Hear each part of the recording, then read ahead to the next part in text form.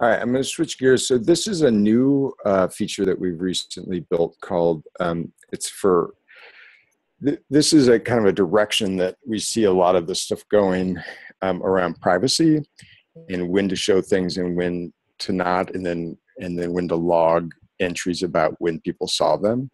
So this particular function was a specific block that we built around for social service notes and for social service agencies that have social workers in their agency that they want to put in information.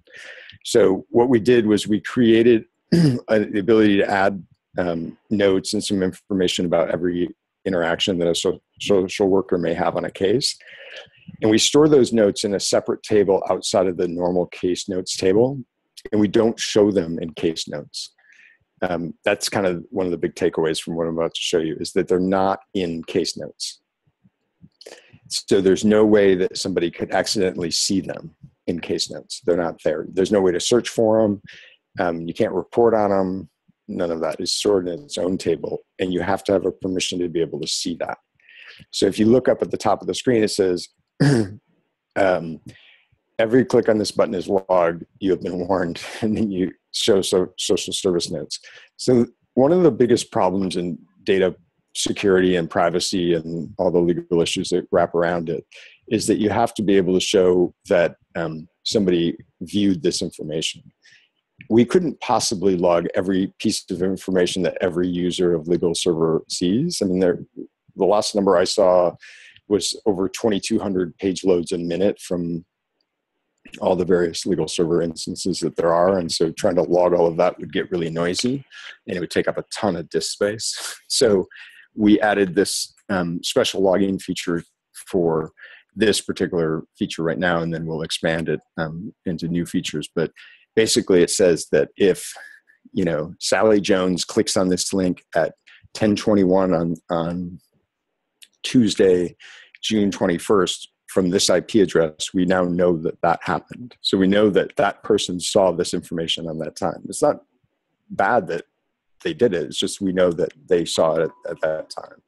So, so by clicking this here, it'll show me all the notes. There are none in this case that would have been entered. And if I don't have permission to see it, I can click it, but it won't show me anything because it'll just say permission denied. So that's the first part of it. The second part of it is that when I add it,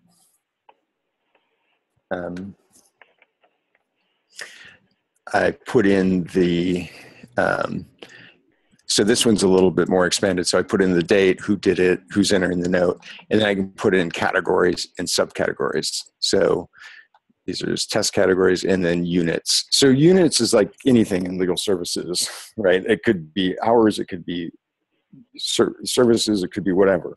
Units is defined by probably your funder as to how many units that you want to mark here.